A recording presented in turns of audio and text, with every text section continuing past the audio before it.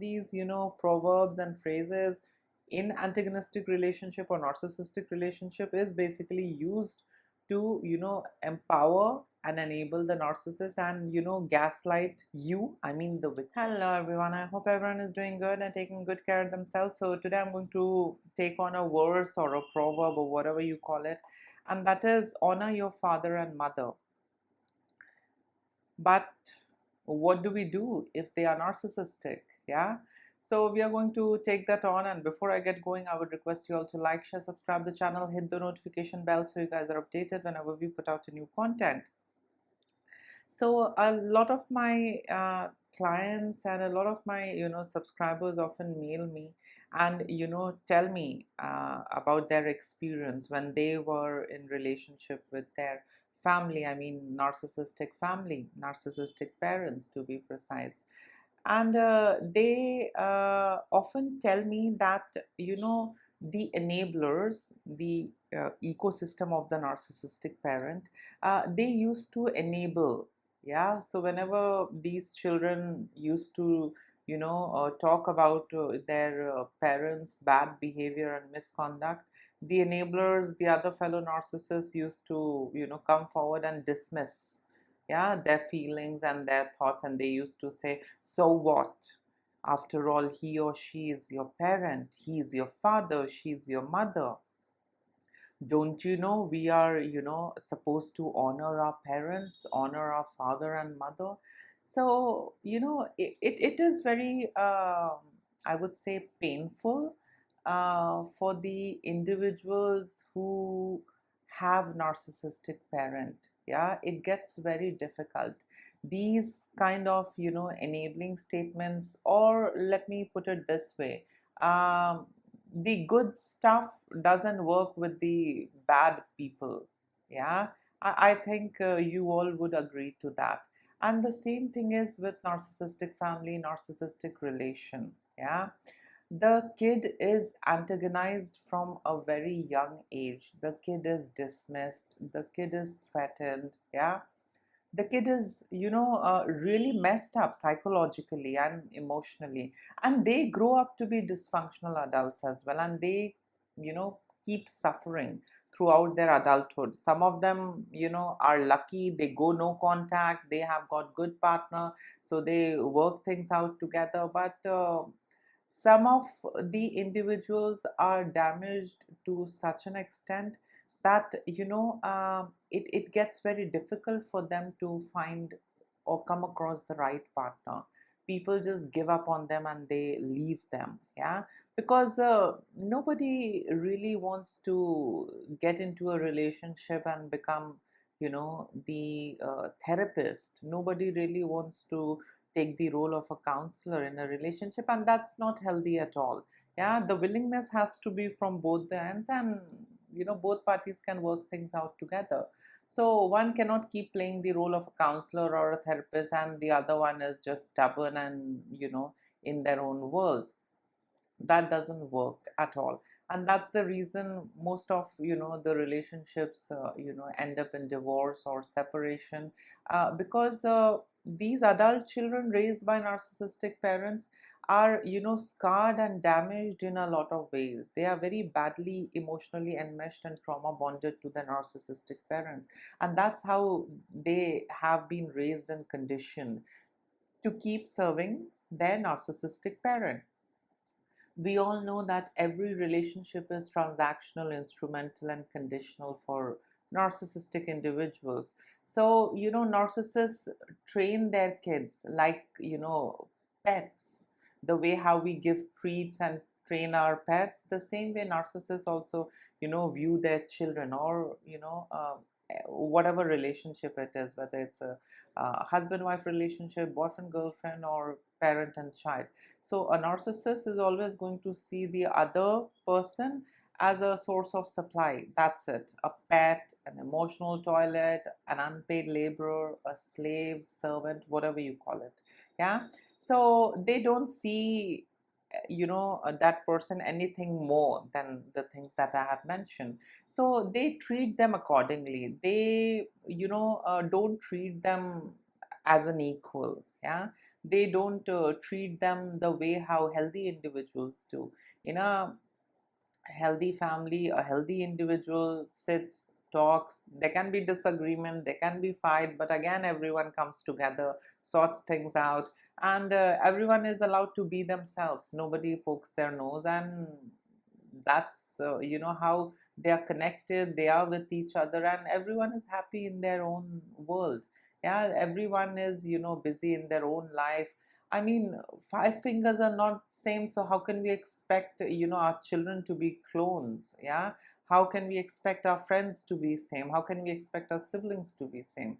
Yeah, so everyone is different and unique in their own way, and that's what empathy is all about. Appreciate and respect people for who they are, for their choices, and that's it. I mean, a parent's responsibility is to raise the child, and that's it. Now the child has to decide things for himself or herself, and now the child has to learn and grow and move forward in life. Parents role is to give them good education, care for them, raise them well, support them, encourage them, motivate them, love them. That's it. Yeah. So after a point, kids grow up and they start their own individual life. Yeah. Some of people are lucky who are in that healthy setup, and everyone is together and helping each other, everyone respects each other, everyone really loves and cares for each other. Yeah. In a healthy setup, in a healthy family, there is no unseen pressure. Life is not like walking on eggshells. In a healthy family, in a healthy setup, everyone is respected for whoever he or she is. Everyone's choice, preference, likes, dislike is respected. Yeah, nobody forces and imposes his or her ideas onto the others. Yeah, everybody sits together, and that's the beauty of being a human being. We are different, we are unique, and that's it. It's absolutely okay to be different, to have different opinion, to have a different thought process altogether. It's absolutely okay.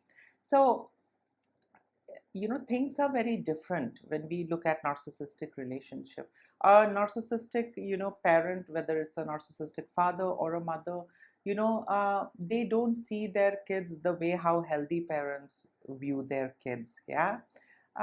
They see their kids as commodity. Till the time the kid is able to do things for them, till the time the kid is bringing in money, name, fame, glory, okay, the kid will be treated like a golden child. The moment they see that the kid is not obeying, the moment they see that the kid is unable to bring in good name, glory, money, and all of that, that's the time when they start discarding the child. Yeah.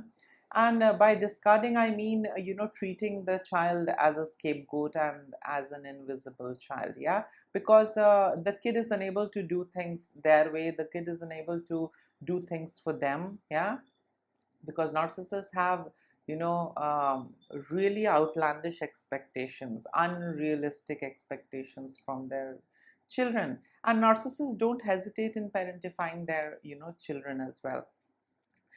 In a narcissistic family, in a narcissistic relationship, I mean, of course, a parent and child, narcissistic parents train their kids from an early age. They treat their kid as an adult. They don't treat their kid or let their kid be a kid. Yeah, play, enjoy, eat, do whatnot. No, they start putting pressure. They start uh, training the kid to shapeshift, and they start putting the pressure on the shoulder of these innocent individuals that you have to please me. Narcissistic parents lack empathy, and that is the reason they withhold all that love and affection when they see that the kid is not up to the mark or doing things what they want. And of course the kid suffers. We all feel miserable when our loved ones withhold love and affection. We feel horrible, we feel unsafe. Yeah, but do these narcissistic parents care?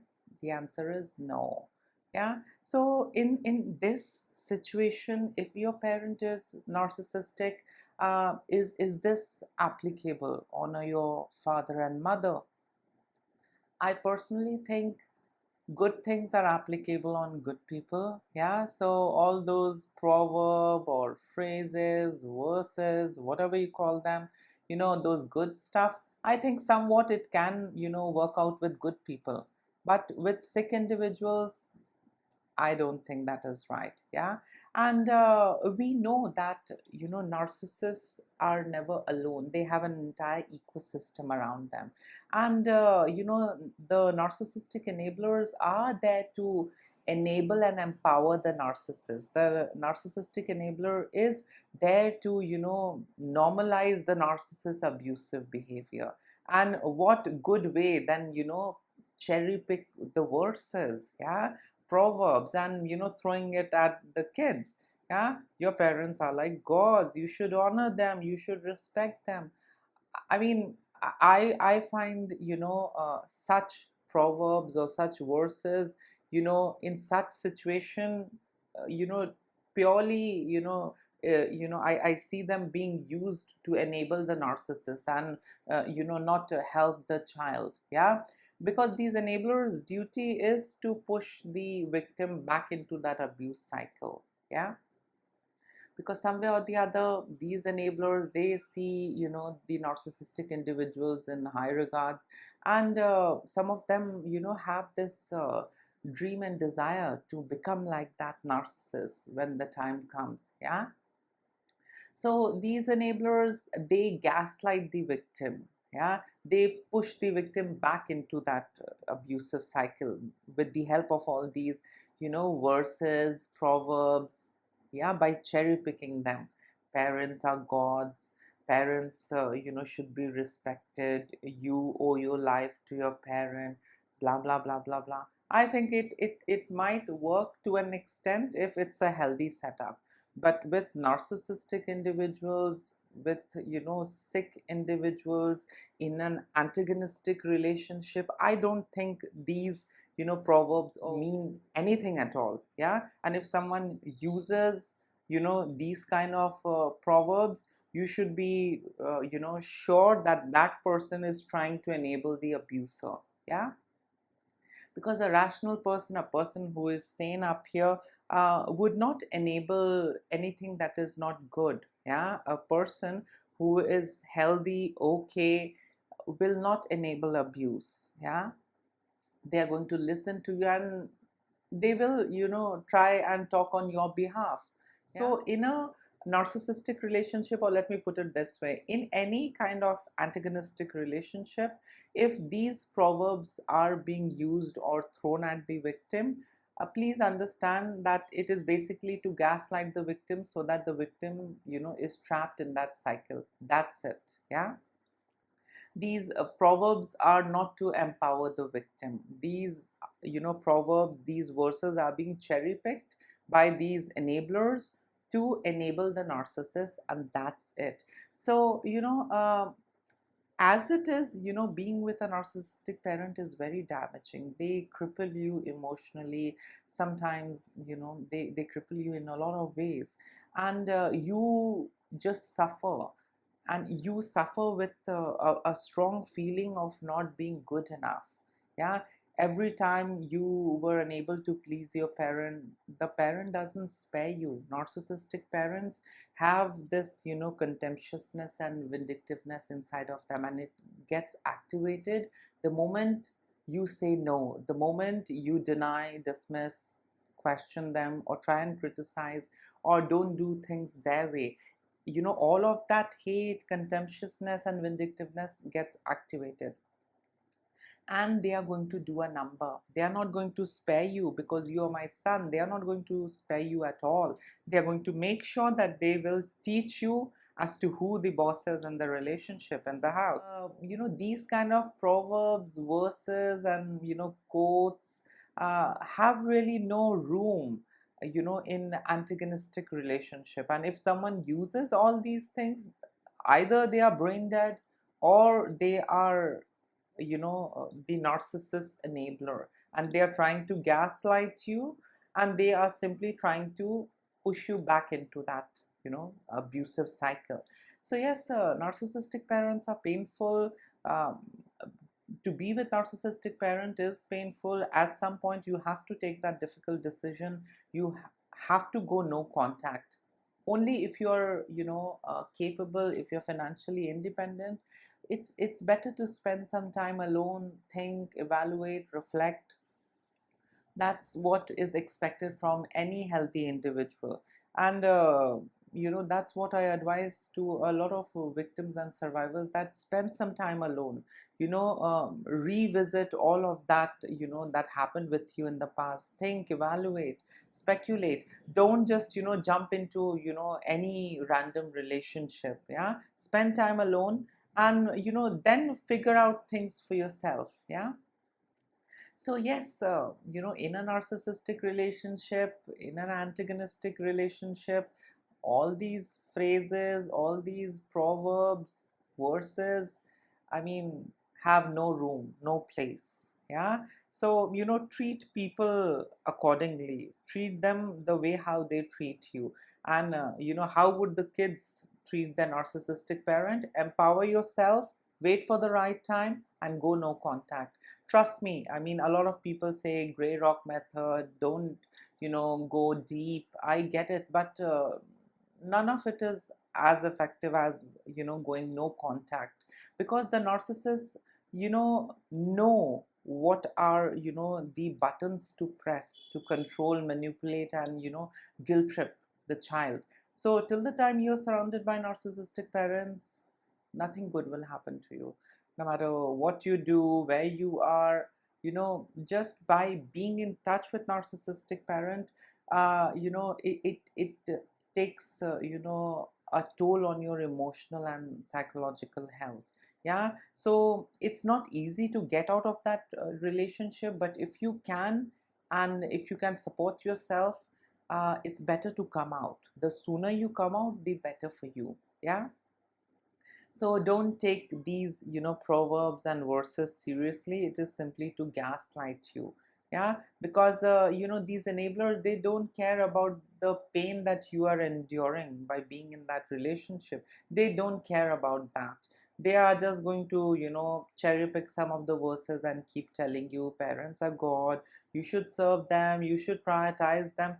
All those, statements that basically empowers and enables the narcissist. Yeah. Don't prioritize yourself, don't look into your needs, keep prioritizing your narcissistic parent. Even though if your parent is abusing, keep serving them. Yeah.